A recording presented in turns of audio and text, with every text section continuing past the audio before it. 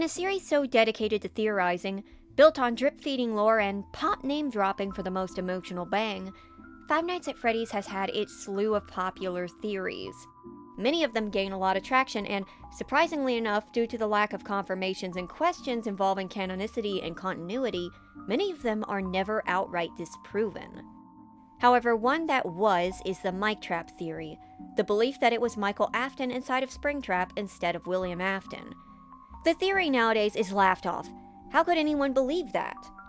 Well, there was actually a good reason Miketrap was concocted and believed, and it involved the fact that it lined up with Fnaf's at the time methods of delivering the story.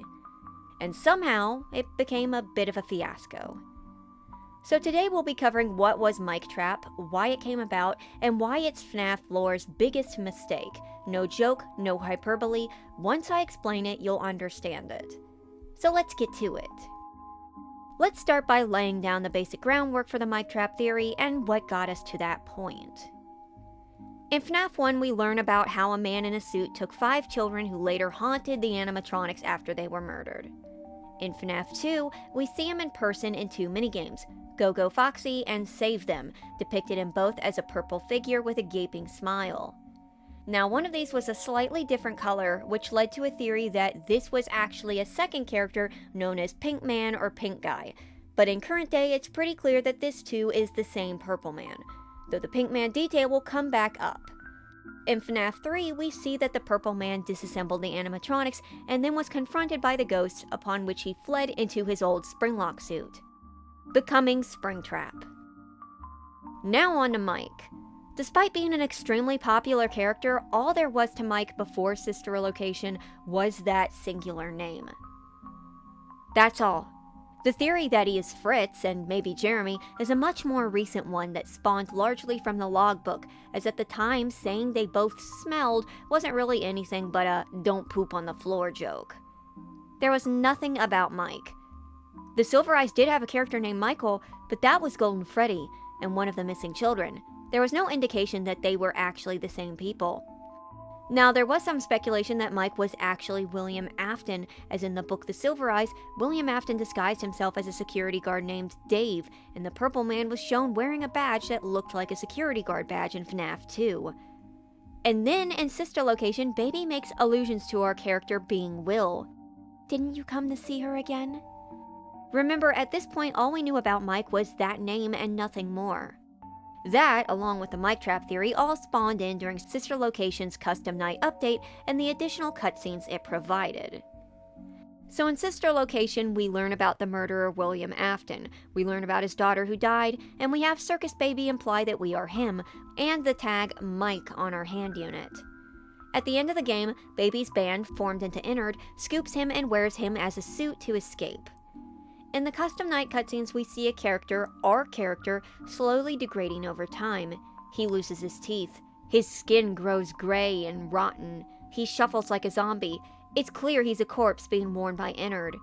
And then at the end, he turns from a sickly, decaying green-gray to a familiar purple, and upchucks Ennard, who escapes into the sewer.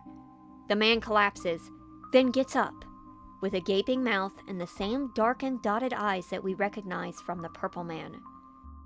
It is then that we get an audio track. Father, it's me, Michael. I did it. I found it. It was right where you said it would be. They were all there. They didn't recognize me at first, but then they thought I was you. And I found her. I put her back together. Just like you asked me to. She's free now. But something is wrong with me. I should be dead, but I'm not. I've been living in shadows. There is only one thing left for me to do now. I'm going to come find you. I'm going to come find you. We then see Springtrap lurch out of the burned remains of the Fnaf 3 location, showing he survived a fire at the end of the game and is on the move. We now know about Michael Afton, what he has went through, his relation to William, and where the story is going. It all happened right here. And thus Miketrap was born. The idea that it wasn't William Afton in the suit, but Michael, who went to the old pizzeria afterwards to stop the animatronics, was mistaken to be him, hid in his suit, and was spring-locked. And that it was possibly Ennard, the child-murdering circus band, behind some of the missing children, using Michael's body to do it. Let me deconstruct every piece of evidence leaning in Miketrap's favor, and there is a surprising amount. The evidence. First and most importantly, Michael becoming the Purple Man.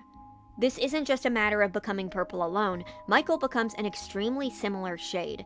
The Purple Man was never too consistent on shading, but look how close he is.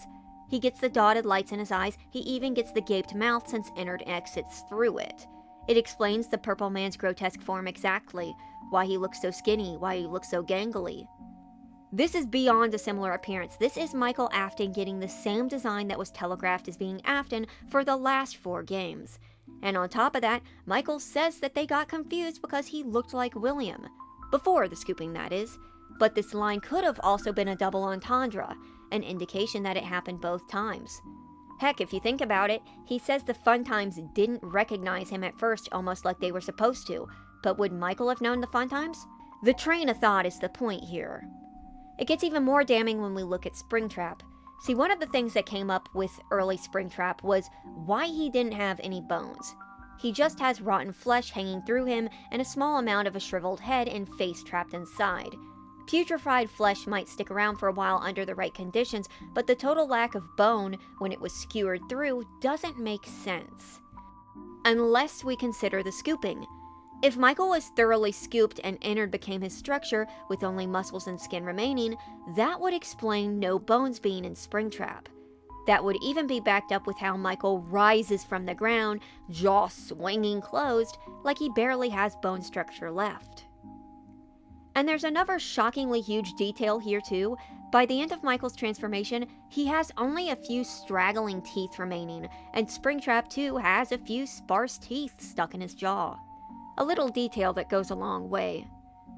But moving on from the physical description, there's the Springtrap cutscene itself. We have Michael's paragraph ending with, "I'm coming to find you," and then Springtrap boldly stepping forward. In this context, it could easily be read 2 ways. Michael, scooped, has been freed of Ennard and is now going to find Springtrap. Or, with the Purple Man idea in play, Michael went back to Freddy's, broke the bots, got trapped in Springtrap, and now, through the fire, is saying, "I'm coming to find you," and is punctuated by him taking a step to freedom from Fazbear Frights. This would be a stretch if not for the whole page about the Purple Man telegraphing. "They thought I was you," and the stray teeth. In that context, this could be seen as a reinforcement. Now on to the timing, because once again we see some evidence crop up. It's never said when Sister Location takes place, after one of the Freddy's closed and before Pizzeria Simulator, which is Fnaf 6, but never outwardly dated. I have a suspicion, as do many others, but the important part here is that it wasn't directly stated in Sister Location. Circus Baby's Rentals was said to have been opened after Freddy's, but doesn't claim which of the 2, possibly 3 restaurants it followed. And that doesn't even count the opened and closed Circus Baby's Pizza World. And because of this, it's likely Sister Location took place around FNAF 1, we just don't know when. But we do know this. Mike worked at the FNAF 1 location before and around the same time as when Springtrap got sprung. The location is in the same deteriorated and closed state too, and Mike worked as a security guard while the Purple Man is shown twice with a badge that resembles a security guard badge. And we also know that Mike had a bad smell in FNAF 1, so could that just be post-scooped Michael, or was it stress sweat, or rule number 4? And in FNAF 3, the few remaining animatronics such as Freddy and Foxy are in pieces, which would line up with them not being put back together after the disassembling. We aren't told how William corresponds with Michael either. Whether he left him a letter or called him is unclear, but going to come find you might imply that William must have disappeared at some point. And yes, once again, that could line up with the springs locking. But also in the books, it's revealed that William Afton ran off and took on a fake identity, Dave Miller, and began working as a night guard, which, like I said, led to him looking an awful lot like the mysterious Mike. But speaking of the books say that Afton is Springtrap. But the books also say that Golden Freddy is a kid named Michael, and that the others are Jeremy and Fritz. Ironically, later on, the names being similar to security guards led to the Mike is all the security guards theory. And ironically, we had yet another dead kid that was named after a night guard. Now, this doesn't matter. What does matter is that the Silver Eyes is a separate continuity. Scott has said so. Same canon, different continuity, or likewise. So the books couldn't discount the Miketrap theory because they already showed some direct differences to the lore. Which means not as much of a direct discredit as you may think. And what only increased this was the possibility that Ennard was behind the missing children incident. That taking control of Michael's body, the Funtime Band, who were built by William to kidnap and kill children, were the ones performing the horrendous acts at Freddy's. Heck, that would even back up the possible Pink Man existence if you stretch it, saying that's Will and everything else was Michael controlled by Ennard, which was just a construct and puppet to Afton's desires. That seemed like a very likely possibility, especially since Will was being depicted as a mad scientist who kidnapped kids, tormented them, and used animatronics to kill them, a far cry from he himself always doing it directly. So taking all that in, yeah, suddenly the Miketrap theory catching on isn't so shocking, is it? It's easy to look back after Pizzeria Simulator and all of the books and the theories and the movie and Security Breach and all of this and say it was just a ridiculous notion, but at the time, it was going off of what was there. But no mincing words here, it is that transformation into a purple man that functioned as the spark, the skeleton, and the driving force of this idea. Fnaf's telegraphing up until Sister Location Custom Night was always clear. The minigames weren't hard to read, they told us exactly what was happening. The puppet jump scares us on the Save Him Her minigame, which was later confirmed to be its backstory. Golden Freddy is shown as the fifth victim. The Purple Man is shown as a murderer, shown tampering with animatronics, shown trapped in Springtrap, and shown working at Freddy's, and with meager differences, he has always had the same look. Even in FNAF 4, when we see other humans, the Purple Man is always in this purple shade, to signify that he is the Purple Man. It's an easy telegraph. I mean, if he just kinda looked like his book counterpart, if he just had brown hair and pale skin, we wouldn't have been able to tell who he was, so you had to make him purple, so we know, aha, Purple Man. That's what telegraphing is, being able to get information to the audience in a way that they will identify without having to spell it out. Like when we see grayed out children, we know they're ghosts or dead bodies without having to see anything more than that. So after 4 FNAF games, the community knew what they were looking at when they saw the Purple Man. But it turns out that what we saw in the Custom Night minigames was not what we recognized at all. It wasn't until Pizzeria Simulators reveals Scraptrap, Afton, that it was disproven that Michael was Springtrap. Not only did Scraptrap speak, unlike Springtrap, telling us exactly who he was, but he now had a changed shape and gained bones where there weren't before, all aligning with how he was to be the spring-locked William Afton.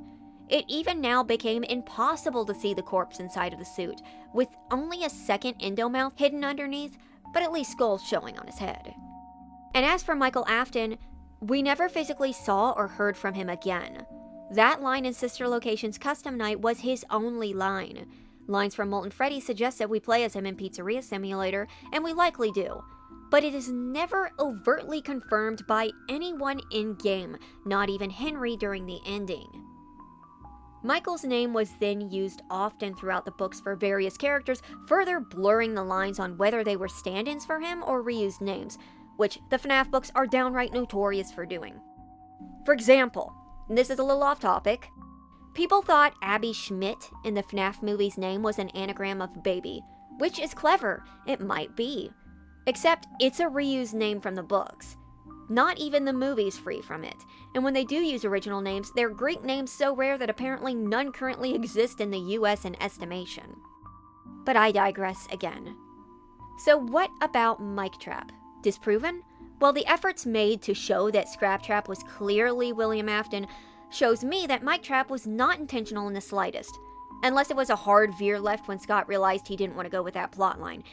Either this is a sudden retcon, or it was all just a mistake cooked up by accidentally telegraphing the wrong idea.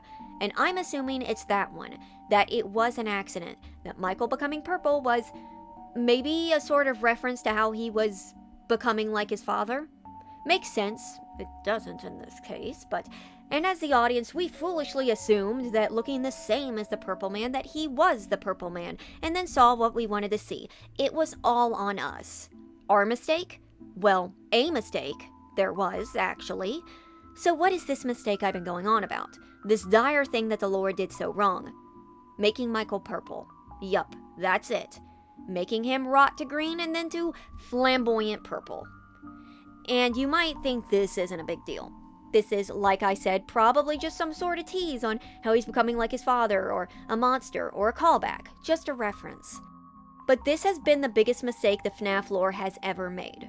Because in one decision that is by all accounts pointless because whatever meaning it was meant for was totally lost on the audience, it totally misdirected the plot in the wrong direction. Like I said, up until this point, FNAF was very clear on what it was showing in its minigames, and it had to be. The minigames were really our only way of getting the story before Sister Location. We knew what was a ghost, we knew which animatronic was which, and we knew who was the murderer. And take a look at this. Yeah, I think this lineup of all the Purple Men kind of sums up the issue, doesn't it? At least in a visual way. Pink Man, the possible other Purple Man, is in fact the same character as the other Purple Man, except this one that might be either of them, and this one, but this one in FNAF 4 who has a badge is definitely not Michael, as he would have been too young, wouldn't he? And now Michael isn't just off purple. I've heard folks say it's just decay, it doesn't matter. It does matter. It does kinda matter. The shading lines up. It was purposefully chosen to be this color, and that is the problem. It's one thing to telegraph something and have it taken the wrong way. Recently, I have started to second guess my assumptions on the Helpy chip scene in Help Wanted 2. Like, initially, the idea was that it was Cassie has a chip in her brain, and now I'm starting to think that it has something to do with a personality chip being moved into Helpy. I'll discuss that at another time. But this was expressly baiting audiences with something they would recognize, something they've been taught to look out for, and then have it not mean anything at all. In fact, to come to the right conclusion, you have to actively ignore what you're seeing. There is absolutely no reason Michael turns purple. It's not because he rots, because he turned into a much more natural rotting tone beforehand. Corpses seldom look like eggplants. And I don't say this as someone who's disappointed that Miketrap isn't true. This isn't like the save him, save her thing. I believed Miketrap for a while, but honestly, I think it was better that it wasn't a thing. Though Michael's whole lack of involvement afterwards is pretty disappointing. I say this instead as someone who is involved with the current lore, because funny enough, even though they are likely unrelated, this minigame was also the turning point. Before this happened, minigame hints were very clear, and after this, Midnight Motorist happened. Plenty of people have well thought out theories, but let me just say, can we all agree that if it takes years of theories to guess what the hell is going on with Midnight Motorist, then that's a problem for a minigame that's supposed to be telling us something. That thing didn't fly over our heads, it was launched to the stratosphere. And sure, the Susie and Puppet minigames were very concise, excellent. And then that was it. From that point on, we lost the clear messaging through these minigames. There are some minigames still, and they do usually have secrets in them, but they are all quite vague no matter which company is making them. Nowadays, there are very few concrete pieces of story, so folks have to pick through crumbs to piece together findings. So imagine if something like that happened again. It would be like if Roxy said, "You know, I'm actually haunted. I remember being blonde and being married to someone named Afton. I had 3 kids. One was a little girl with long blonde hair. And it was revealed that she was married to Steve Afton, Michael's secret affair child, and her daughter was named Jessica Copelia Afton." Sure, that's a lot of names, but I feel like the point just whizzed by and is making headway on Midnight Motorist. Miketrap was FNAF's biggest stumble with context clues, since the crying child was designed to look like the puppet. Except that one I indeed believe was a retcon, and this one I do think was a misstep. And that's why I think it's worth still talking about it occasionally. Anyone can say now that the theory was ridiculous, but that's only with hindsight. A lot of things in FNAF can be said with hindsight, can be claimed to be planned long in advance, can be disputed till the cows come home. But at the end of the day, when it comes to a series like FNAF, one built on the audience having to sort faint clues to get any answers, one decision can have a big impact. especially when it involves using a familiar image for an unfamiliar scenario. Even the smallest details, whether they callbacks or references, memes or ironic punchlines, can look like something they weren't intended to be. It's a storytelling trap. And Michael Afton should have never been purple. Thank you for watching.